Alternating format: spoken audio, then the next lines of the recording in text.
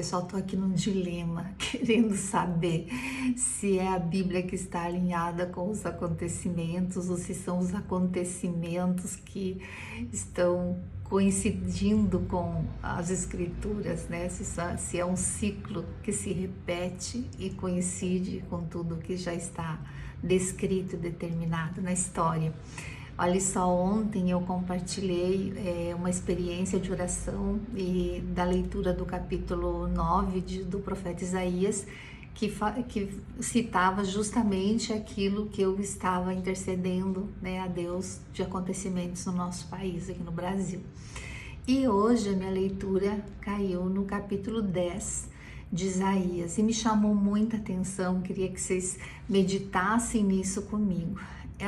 Ela inicia dando uma sentença dizendo: ai daqueles que criam leis injustas, leis opressoras, que não fazem justiça ao órfão, à viúva, ao oprimido, que exploram os pobres, né? E não defendem a causa dos menos favorecidos, né? E aí ela vai dizer que essa nação injusta, este governo que aqui está citando era o governo assírio, né? Você sabe que a Síria existe até hoje, né? Por isso que a Bíblia não é só um livro de instrução da palavra de Deus, é um livro histórico, né? Então esses países ali do Oriente estão registrados aqui, a sua história está registrada aqui, então é um livro de história e a gente vê que a história é um ciclo que se repete, né? Outra curiosidade que eu queria compartilhar, eu percebi pelas minhas aprendizagens da Bíblia que Deus não castiga. Ele não executa o castigo, ele só nos entrega ao castigo quando nós nos rebelamos. Quando Israel era conduzido por Deus, Deus pedia que eles fizessem justiça, andassem no temor de Deus, seguissem as leis de Deus e governassem com justiça.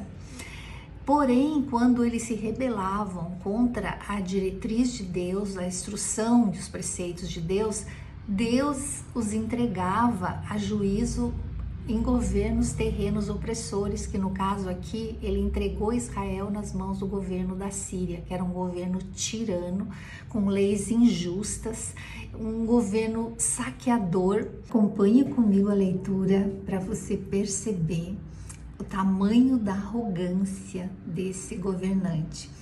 A partir do versículo 12 vai dizer assim: por isso acontecerá que, havendo o Senhor acabado toda a sua obra no Monte Sião em Jerusalém, então castigará a arrogância do coração do rei da Síria e a desmedida altivez dos seus olhos, porquanto o rei disse, olha o que ele disse: com o poder da minha mão fiz isto, e com a minha sabedoria, porque sou inteligente. Removi os limites dos povos e roubei os seus tesouros, e como valente abati os que se assentavam em tronos. Meti a mão nas riquezas dos povos como a um ninho.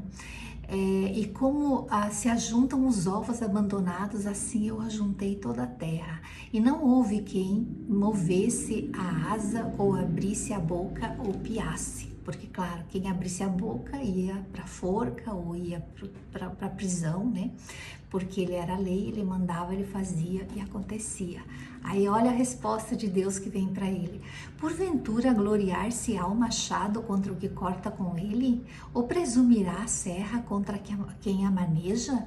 Seria isso como se a vara brandasse ao que a levanta, ou o bastão levantasse a quem não é pau. Quer dizer, o Senhor disse: ó, você está sendo a minha vara, você está sendo o meu machado, a minha serra, o meu instrumento de punição, e você acha que todo esse poder é teu, né? Aí diz assim: pelo que o Senhor dos exércitos, enviará a tísica contra os seus homens todos gordos, e debaixo da sua glória acenderá uma queima como a queima de fogo. Quer dizer, o Senhor disse: você está gordo, você está inchado com a gordura, com a riqueza, com a corrupção, né, que você está abocanhando. O Senhor dos exércitos enviará a tísica contra esses homens, os seus homens gordos, e debaixo da sua glória acenderá uma queima como a queima de fogo. Então Deus dizendo: ó, eu estou permitindo que você faça isso para correção, para disciplina do povo, e você está achando que Você é o Todo-Poderoso? Então me aguarde, porque tem um mais poderoso acima de ti.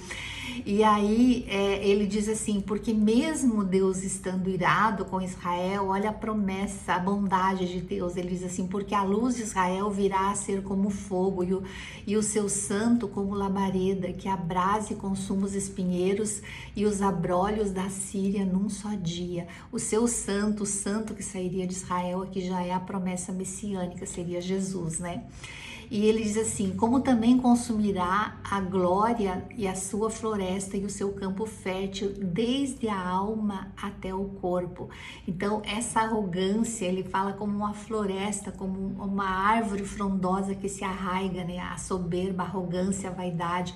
E ele disse que ele desmataria isso, né? Dessa terra fértil, a terra da soberba humana, né? Desde a alma até o corpo. E será como quando um doente se definha. Então o Senhor dizendo que ele iria abater, né, essa pessoa arrogante e seria como um doente a quem definha. Quando esta carne definha, que lugar que fica para soberba, para arrogância, né? Aí o Senhor diz assim no versículo 20, acontecerá naquele dia que os restantes de Israel e os da casa de Jacó, que tiverem se salvado, nunca mais se estribarão naquele que os feriu, mas com efeito se estribarão no Senhor, no Santo de Israel. Quer dizer, o poderio deste rei arrogante era tanto que até o povo que estava sendo punido por ele colocou nele a sua confiança, colocou confiança em todo aquele poder, porque ele dominava, ele governava, ele fazia as leis, ele fazia e acontecia.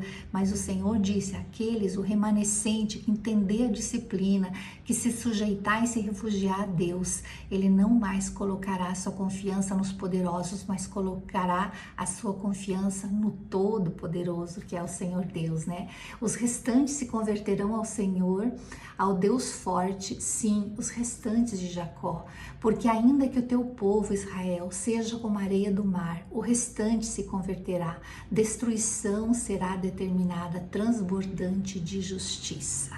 Os justos, né, que governam no Senhor, a Bíblia diz que se faz alegrar uma nação, mas quando os ímpios governam, o povo geme, e se o Senhor permite o povo gemer, é porque há uma correção a ser feita, né? E o Senhor virá em socorro e fará justiça, é o que diz a palavra, porque o Senhor não tem prazer, né, no mal, na destruição. Ele não retira a sua mão, ainda quando ele nos entrega uma disciplina, ele não retira a sua mão, porque ele sabe que o desejo do mal é nos destruir, e se não for o Senhor que nos sustentasse, o mal nos assolaria de todo, porque ele odeia a criação do ser humano como primícia da imagem e semelhança de Deus. E é tudo que ele quer lutar e destruir neste mundo, mas o Senhor é Deus soberano sobre tudo e sobre todos. Amém?